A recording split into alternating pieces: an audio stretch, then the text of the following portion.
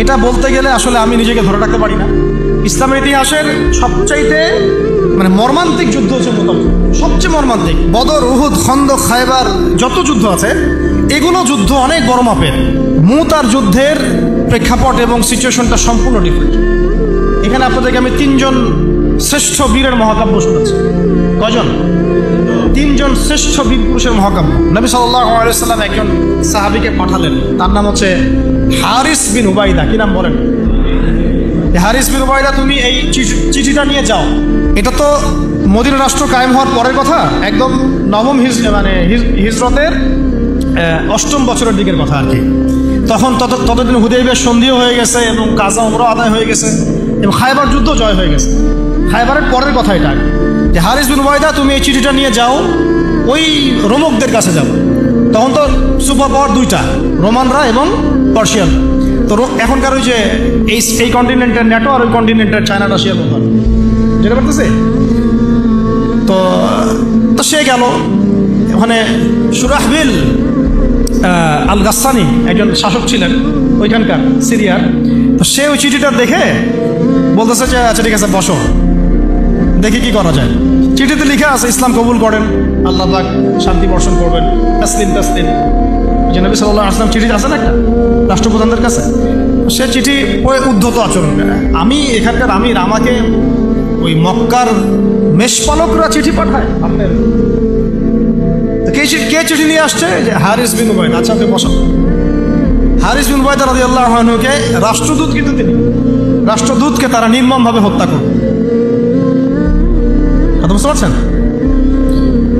এবার নবী সাল্লাল্লাহু আলাইহি ওয়াসাল্লামের কাছে খবর যখন আসছে রাষ্ট্রদূতকে হত্যা করেছে, আমার সাহাবীকে, কয়জন সাহাবীকে হত্যা করেছে? 10 জন, 20 জন, 100 জন, একজন সাহাবীকে হত্যা করার প্রতিশোধ নেওয়ার জন্য নবী সাল্লাল্লাহু আলাইহি ওয়াসাল্লাম 3000 বাহিনীর একটা জিহাদি কাফেলা তৈরি করলেন। 3000 বাহিনী কাফেলায় তিনি নিজে নেতৃত্ব না দিয়ে বললেন যে এই কাফেলার নেতৃত্ব দিবে আমার প্রিয় ভাজন, তাকে তার বালক পুত্র বলা হতো এক সময়, যায়েদ ইবনে হারেসা রাদিয়াল্লাহু আনহু। কোন যায়েদ? তায়েফের সফরের সঙ্গী, তায়েফের সফরের একজন সাহাবী তার সাথে ছিল, তার নাম যায়েদ ইবনে হারেসা। যখন তায়েফবাসী নবীজিকে মারছিলেন, যায়েদ ইবনে হারেসা রাদিয়াল্লাহু আনহু তার বুক দিয়ে নবীকে জড়ায় ধরেছিলেন যে আমার গায়ে আঘাত লাগুক, তার গায়ে না লাগুক। এই সাহাবী যায়েদ ইবনে হারেসা রাদিয়াল্লাহু আনহু তাকে পতাকা দিয়ে বললেন এই মুতার যুদ্ধের আমির হচ্ছে যায়েদ ইবনে হারেসা। যদি যায়েদ ইবনে হারেসা শহীদ হয় তাহলে পতাকা বহন করবে জাফর ইবনে আবি তালেব, আমার চাচাতো ভাই। কোন জাফর? যিনি আবিসিনিয়ায় গিয়েছিলেন মুসলিমদেরকে নিয়ে হিজরত করতে, মনে আছে? যিনি বাদশাহ নাজাশির সামনে কুরআন তেলাওয়াত করার, সূরা মারিয়াম তেলাওয়াত করার কারণে বাদশাহ নাজাশির চোখ দিয়ে দরদর করে পানি পড়তে শুরু করেছে। ওই বাদশাহ নাজাশিও পরে ইসলাম কবুল করেছে, আলহামদুলিল্লাহ।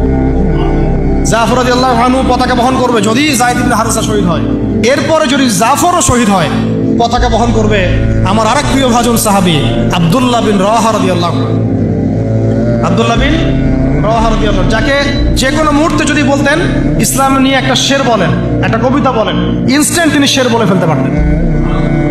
এত সুন্দর, এত উন্নত কাব্য প্রতিভা ছিল তার মধ্যে। এই নষ্ট সংস্কৃতি না, তাদের সংস্কৃতি ছিল একেবারে খাঁটি তাওহীদের সংস্কৃতি। এমনকি কাবা তাওয়াফ করছেন তিনি, তখন কাবা তাওয়াফ করছেন বিদায় কাজা উমরা আদায় করার সময় নবীর সামনে সামনে তিনি ঘুরছেন এবং আবৃত্তি করছিলেন একটা কবিতা কাফেরদেরকে আঘাত করার জন্য। এই কাফেররা দেখো, তোমরা যাকে বের করে দিয়েছিলে তিনি আজকে সসম্মানে এখানে ঘুরতেছে। ওমর রাদিয়াল্লাহু আনহু বলছিলেন যে কাবা তাওয়াফ করার সময় তুমি এগুলো বলছো? নবীজি বললেন ওকে ছেড়ে দাও, সে এমন বাক্য তিলাওয়াত করতেছে, মানে এমন বাক্য সে চয়ন করেছে যেগুলো কাফেরের অন্তরে বর্ষার চাইতেও বেশি বিদ্ধ হচ্ছে, তাকে বলতে দাও। এই হলো আব্দুল্লাহ বিন রাওয়াহা রাদিয়াল্লাহু আনহু, নবীজির অত্যন্ত প্রিয় ভাজন সাহাবী। আব্দুল্লাহ বিন রাওয়াহা যদি শহীদ হয় তাহলে তোমরা তোমাদের মধ্য থেকে একজনকে আমির নিযুক্ত করে নিও। সাহাবীরা বুঝে ফেললেন এই সফরে আমরা 3 জনই শহীদ হতে যাচ্ছি, কারণ একটা সফরে কখনো 3 জন আমিরের প্রয়োজন হয় না, হয়।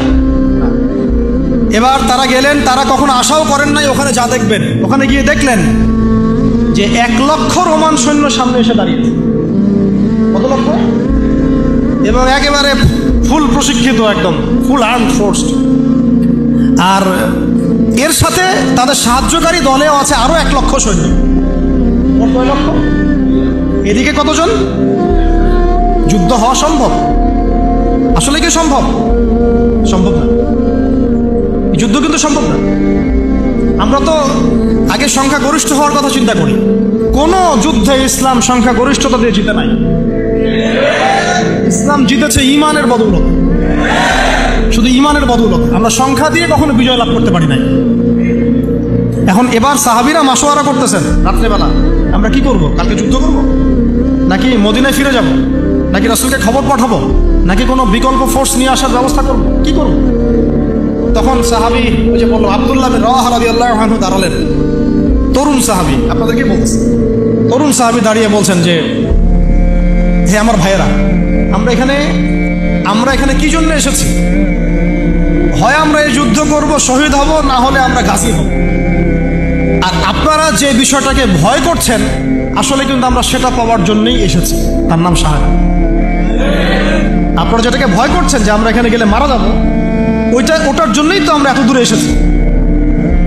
আমরা গাজী হই অথবা শহীদই হই, আমাদের জন্য আজর আল্লাহর কাছে লেখা থাকে।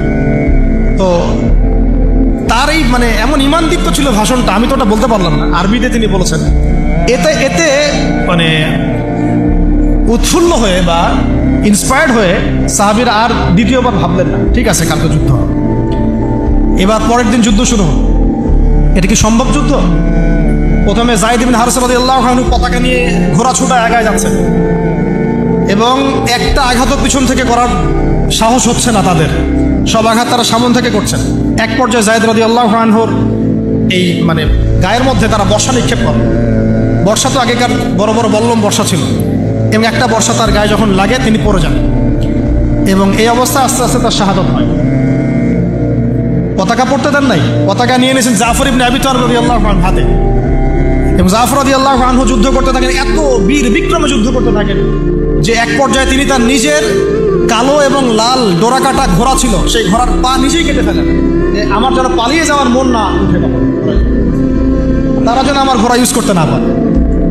সাহাবীরা বলছেন তার শাহাদাতের পরে তার বডির মধ্যে আমরা এরকম 50টা থেকে 60টা এরকম আঘাতের দাগ দেখেছি। একটাও দেহের পিছনে ছিল না, সব সামনে ছিল। যুদ্ধ করতে করতে এক পর্যায়ে তার ডান হাতটা কেটে পড়ে যায়। এরপরে তিনি বাম হাতে পতাকা উঠায় নেন, কাফেররা বাম হাতটাও কেটে ফেলে। এরপরে তিনি বুকের সাথে পতাকাটাকে এইভাবে জড়িয়ে রাখেন, বুকের সাথে পতাকাটাকে এইভাবে জড়িয়ে রাখেন, পতাকা পড়তে দেন নাই। একজন রোমান সৈন্য তাকে আঘাত করে এবং তার দেহটা দ্বিখণ্ডিত। এই খবর নবী সাল্লাল্লাহু আলাইহি ওয়াসাল্লাম ওই মদিনায় বসে বসেই পাচ্ছিলেন। তিনি বললেন, এই মাত্র যায়েদ শহীদ হলো, এই মাত্র জাফর শহীদ। একটু তিনি কান্নার ভাব চলে আসলো। একটু পরে নবীজি হেসে দিলেন। সাহাবীরা বলছেন, আপনি হাসতেন কেন আসলো? তিনি বলছেন যে জাফর এর ডান হাত প্রথমে কেটে গেছে, তারপর বাম হাত কেটে গেছে। আল্লাহ রাব্বুল আলামিন তাকে এই দুইটা কাটা হাতের বিনিময়ে জান্নাতে দুইটা বড় বড় পাখা দিয়েছে। এইটা দিয়ে তিনি জান্নাতে ঘুরে বেড়াচ্ছেন আর ফল খাচ্ছেন। তার নাম হয়ে গেল জাফর আত-তাইয়ার, জাফর আত-তাইয়ার, পাখাওয়ালা। এরপরে পতাকা হাতে নিলেন সেই আব্দুল্লাহ বিন রাওয়াহা রাদিয়াল্লাহু আনহু। তিনিও তো বীর বিক্রমে যুদ্ধ করতে লাগলেন। এক পর্যায়ে তিনি একটু কান্না করেছিলেন। সাহাবীরা বলছেন, আপনি কি ভয় কান্না করতেছেন? জি না, আমি ভয় কান্না করছি না, বরং কোরআনের একটা আয়াত আমার মাথায় আসছে বলে আমি কান্না করছি।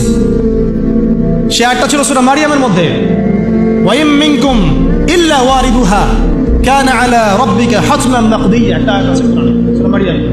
এটা হচ্ছে আপনার রবের একেবারে একটা চিরনির্ধারিত একটা বিষয়, যে তোমাদের সবাইকে, আবার বলছি, ওয়া ইম মিনকুম ইল্লা ওয়ারিদুহা কানা আলা রাব্বিকা হাতমান মাকদিয়া, মানে তোমাদের সবাইকেই আবশ্যিকভাবে, ম্যান্ডেটরিভাবে এই জান্নাত জাহান্নামের উপর অবস্থিত এই পুলসিরাত পার হতেই হবে। এটা তোমার রবের একটা প্রাচীন একটা মানে স্টেটমেন্ট, এটা তোমাকে করতেই হবে, সবাইকে করতে হবে। এই আয়াতটা মনে হয় আমার কান্না আসতেছে। একজন তাকে একটা হাড্ডিওয়ালা গোশত এনে দিয়েছিল, তিনি সেই গোশতটা খাওয়ার জন্যে চেষ্টা করছিলেন, পরে একটা কামড় দিয়ে ফেলে দিয়েছেন।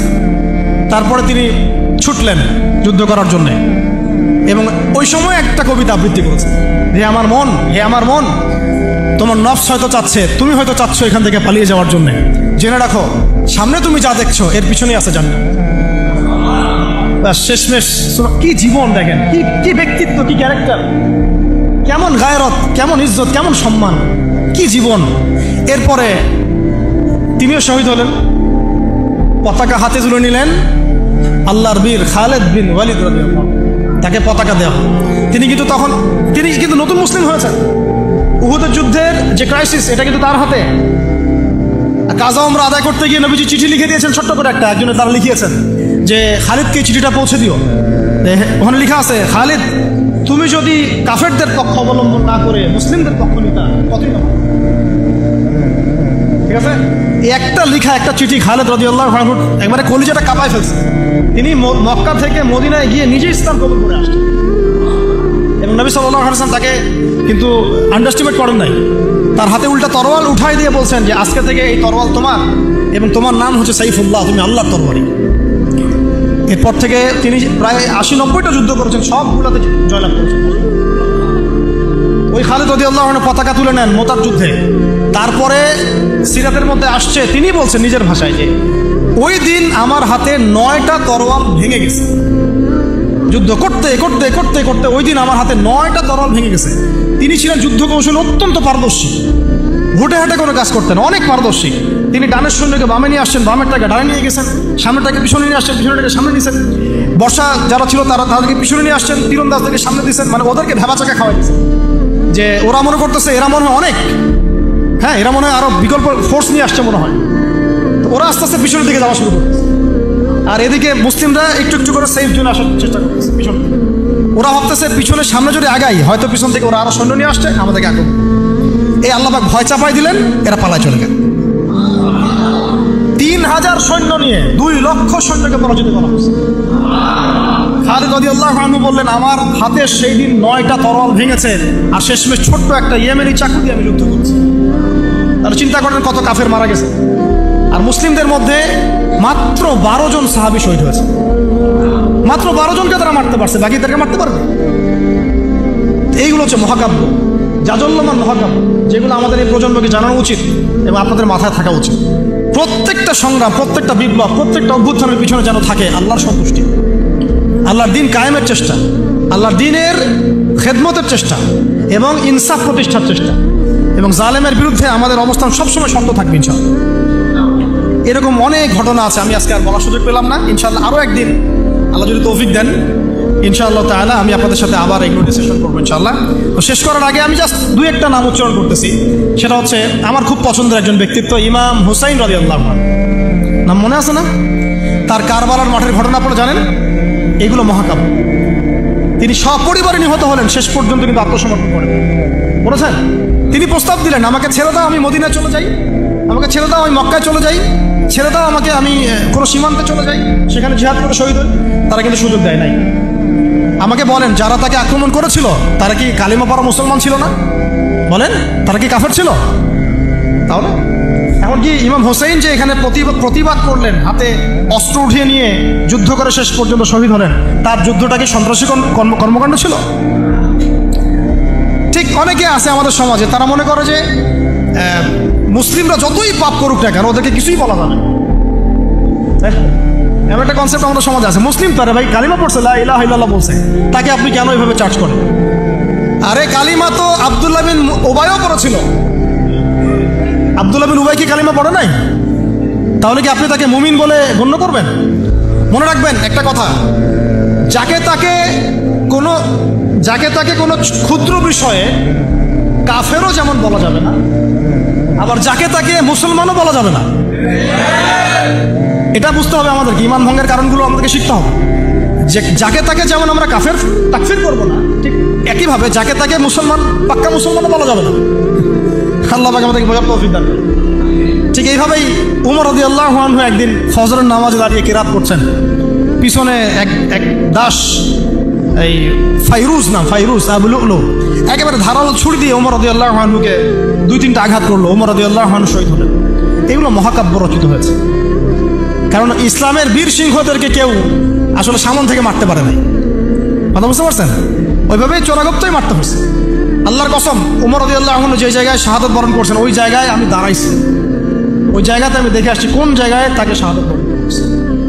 ওখানে ওইসব জায়গাগুলো জিয়ারা করলেও মনের মধ্যে এই চেতনাগুলো জাগে। সুবহানাল্লাহ। আলী ইবনে আবি তালেব কুফার মসজিদে যাচ্ছেন, রাস্তায় এক ব্যক্তি তাকে চোরাগপ্ত হামলা চালিয়ে তাকে হত্যা করেছে। আল্লাহর বীর সৈন্যদেরকে কেউ সামন থেকে আঘাত করার সুযোগ পায় না। তো এগুলো হচ্ছে মহাকাব্য, জাজল্যমান মহাকাব্য। আরেকজন ব্যক্তির কথা জাস্ট বলে শেষ করে দিচ্ছি, অনেক আছে ভাই, বলতে থাকলে অনেক সময় লাগবে। রাজি একটা জায়গার নাম, ওখান থেকে কিছু লোক আসছে, এসে বলছে ইয়া রাসূলুল্লাহ আপনি আপনার কিছু সাহাবীকে পাঠান, আমরা ইসলাম কবুল করব। ট্র্যাপ। আপনারা কেউ ভালো করে খেয়াল রাখবেন এগুলা, যে কেউ যখন তখন যাই বলবে হ্যাঁ হ্যাঁ করতে যাবেন না। মানুষের কথার পিছনে, ওদের কাজের পিছনে উদ্দেশ্য বোঝার চেষ্টা করবেন, ঠিক আছে? সবসময় কিন্তু আবেগে ভাসতে হবে না। আমরা কিন্তু এই জায়গায় ভুল করতেছি, অনেক ভুল হচ্ছে মাঝখানে। আমরা বিনয়ের সাথেই তাদেরকে বলবো যে ওলামায়ে কিরামদের সাথে মাশওয়ারা করে সিদ্ধান্ত নিতে, তাহলে ইনশাল্লাহ ভুলটা কম হবে ইনশাল্লাহ, ঠিক আছে? তো নবীজি 10 জনকে পাঠালেন, তারা দাওয়াত তো কবুল করেই নাই, হঠাৎ রাজি নামক জায়গায় তাদেরকে ঘিরে ফেললো। ঘিরে ফেলে 3 নিক্ষেপ করে 10 জন সাহাবী 7 জনকে শহীদ করে ফেলল। ট্র্যাপে মানে এমনও আছে যে ওয়াজ মাহফিলে ডেকে মানুষ অনেক আলেমদেরকে মানে খারাপ কিছু করে ফেলেছে, এরকম হিস্ট্রি আছে। তো সতর্ক থাকতে হবে, সতর্ক থাকার চেষ্টা করে। এখন 3 জন সাহাবী যুদ্ধ চালিয়ে যাচ্ছেন, তার মধ্যে একজন হচ্ছেন খুবাইব রাদিয়াল্লাহু আনহু। কি নাম বলেন? খুবাইব রাদিয়াল্লাহু আনহু। খুবাইব রাদিয়াল্লাহু আনহুকে এক পর্যায়ে মানে আর কতক্ষণ পারা যায়, 100 জন ঘিরে ফেলছে, আমরা 10 জন, 7 জন শহীদ হয়ে গেছে, 3 জন বাকি আছে, কতক্ষণ পারা যায়? তো তারা বললো যে তোমরা পাহাড় থেকে নেমে আসো, তোমাদেরকে ছেড়ে দিব। 3 জন মাশওয়ারা করছেন, না নামা যাবেন, নামলে কিন্তু ওরা আমাকে ধরে ফেলবে। তারপরে বাধ্য হয়ে এক পর্যায়ে নামতে হয়েছে। নামার সাথে সাথেই একজনকে তারা মেরে ফেলছে, বাকি 2 জনকে তারা মক্কায় বিক্রি করে দিয়েছে। ওই মক্কার 2 জনের মধ্যে একজন হচ্ছেন খুবাইব রাদিয়াল্লাহু আনহু। কি নাম? খুবাইব রাদিয়াল্লাহু আনহু। আরেকজনের নাম আসিম রাদিয়াল্লাহু আনহু। আসিম রাদিয়াল্লাহু আনহুকেও তারা হত্যা করেছে এবং তার লাশটাকে বিকৃত করার চেষ্টা করেছিল। কিন্তু আসিম রাদিয়াল্লাহু আনহু ওই সময় দোয়া করেছিলেন, আল্লাহ আমার লাশকে কোনো কাফেরের হাতে বিকৃত হতে তুমি দিও না। যুদ্ধ করতে করতে কথাটা বলেছেন, আপনি বুঝতে পারছেন যে 100 জন ঘিরে ফেলছে, ওদের একটা ট্রেডিশন ছিল লাশ বিকৃত করা, আল্লাহ আমার লাশটাকে তুমি কোনো কাফেরের হাতে বিকৃত করতে দিও না। তখন আল্লাহ রাব্বুল আলামিন তার শাহাদাতে পড়ে এক ঝাঁক ভেমরুল পাঠায় দেন, তারা তার গায়ের উপর বসে পড়ে, কোনো কাফের তাকে হাত দিতে পারে না। আল্লাহ তাকে এভাবে সাহায্য করে। আর এদিকে খুবাইব রাদিয়াল্লাহু আনহুকে বিক্রি করে দেওয়া হলো মক্কায়, তাকে জেলখানায় রাখা হচ্ছে। তো খুবাইব রাদিয়াল্লাহু আনহু জেলখানায় বসে আছেন, এটা একটু শুনেন আপনারা। জেলখানায় বসে আছেন, তার খুরের কাজের প্রয়োজন হয়েছে। ছেলেদের প্রয়োজন হয় না? খুরের কাজ তো বুঝতে পারছেন, অ্যাডাল্ট আপনারা। তো খুর চেয়েছেন, একটা খুর দাও। এখন কথা হচ্ছে খুবাইব রাদিয়াল্লাহু আনহু খুর চাইছেন, খুর দেওয়া হয়েছে, তারা খুর দিচ্ছে। তো খুর কাজ শেষ করার পরে ওই কাফেরদের একটা বাচ্চা, ছোট বাচ্চা, তো দৌড়াদৌড়ি করতে গিয়ে ওই জেলখানার ভিতর ঢুকে গেছে, খুবাইব রাদিয়াল্লাহু আনহুর কাছে চলে আসছে। তো খুবাইব রাদিয়াল্লাহু আনহু কিন্তু পারতেন তাকে জিম্মি করে ওখান থেকে বের করতে, তাই না? কোলে বসে আদর করতেছে বাচ্চাটা, যার বাচ্চা সে তো আতঙ্কে, এইবার তো অবস্থা খারাপ, আমার বাচ্চাকে মেরে ফেলে তো সমস্যা আছে। তো খুবাইব রাদিয়াল্লাহু আনহু তাকে ছেড়ে দিলেন এবং আল্লাহ পাক ওই জেলখানার মধ্যে আল্লাহর পক্ষ থেকে তাকে আঙ্গুর খাওয়ালেন। ওই সময় ওই আঙ্গুর কথা পাওয়া যাচ্ছে না, কিন্তু জেলখানায় তিনি বসে আঙ্গুর খাচ্ছেন। তো কাফেররা বলেছে নিজেরাই যে খুবাইবের চেয়ে শ্রেষ্ঠ কোনো বন্দী আমরা কখনো দেখি, খুবাইবের চেয়ে শ্রেষ্ঠ কোনো বন্দী আমরা কখনো দেখি নাই। খুবাইব রাদিয়াল্লাহু আনহুকে এরপরে মক্কার বাজারে নিয়ে যাওয়া হয়, একটা গাছের কাছে নিয়ে গিয়ে, শেষ করে দিচ্ছি লাস্ট পয়েন্ট, তাকে শুলদণ্ড দেওয়া হয়। কি দণ্ড? শুলদণ্ড। এটা আপনারা বুঝবেন না, এটা এমন না যে গলায় ফাঁসি দেওয়া। শুলদণ্ড কি একটু সার্চ করে দেখেন। লোহা পিছন দিয়ে মানে শরীরে একটা পাশ দিয়ে ঢুকিয়ে আর একটা পাশ দিয়ে বের করে দেওয়ার নাম শুলদণ্ড।